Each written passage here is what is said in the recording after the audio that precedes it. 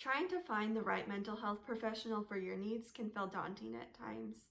There are so many providers out there, and it's important to find a good one.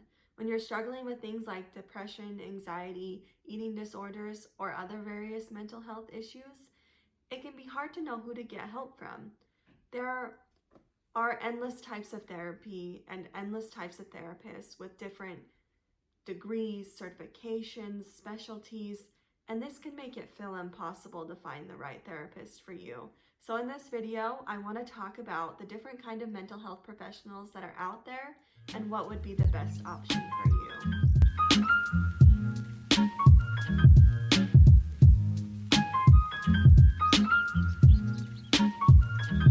So what kind of mental health professionals are actually out there? This part can be most confusing for prospective clients because you hear things like LMFT, PSYD, PhD, LPC, LMHC, LSCW. It can be overwhelming to hear all of these things. So let's get started and talk about some different options for you. So the first mental health professional that I want to talk about is a counselor. So this is the one that requires the least amount of schooling for the most part. Most people can get a 4-year degree and be able to call themselves a counselor.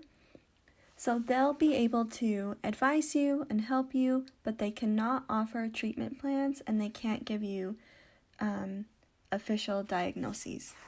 These are just people who can advise you, but like I said, can't provide any sort of diagnosis or major treatment plan for you. So the next mental health professional that I want to talk about is a social worker. So social workers require more schooling than school counselors or addiction counselors or any kind of counselors require. You need a master's degree, but the difference between like just your average therapist and a social worker is that they are more focused on the outside lives of people. So they actually go out in the field, they go to people's houses, they do wellness checks, and they make sure that the basic needs of their clients are being met.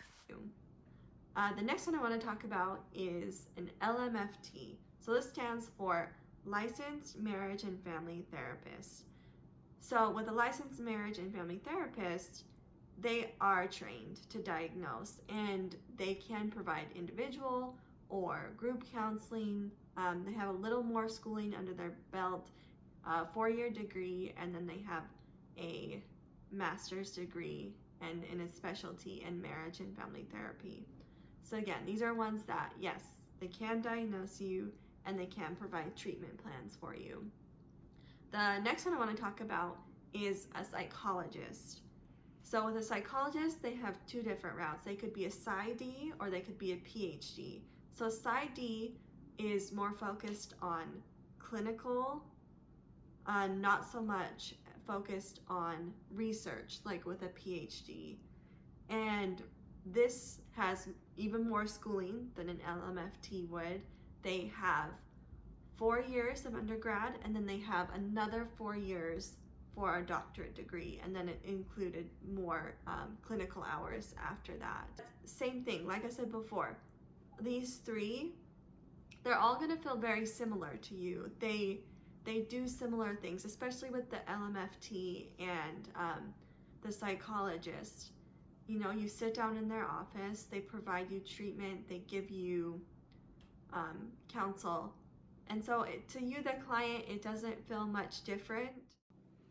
So the last one I want to talk about in this video that's probably the most different from the other mental health professionals that I've talked about is a psychiatrist.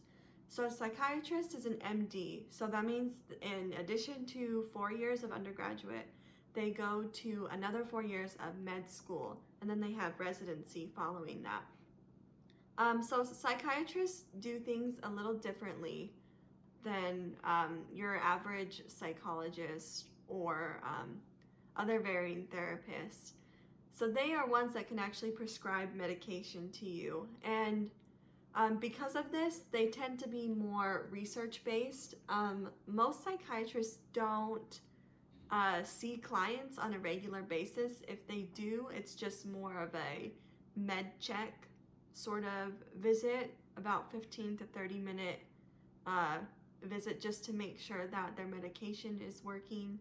So most psychiatrists don't see people on a regular basis. So a lot of people most of the time will have a psychiatrist and a therapist, so they have both. They usually don't have just one if they are seeing a psychiatrist. I hope this helped to clarify between the different types of mental health professionals. I know that there are so many different types out there. There's so many acronyms, and it's just most important to remember that therapy is not a one-fits-all size experience. So the more that you know about what to expect and the more you know going in, the better chances you have of finding someone who makes you feel heard. Thanks guys, and as always, please subscribe to this page, Double D Counseling, and follow us at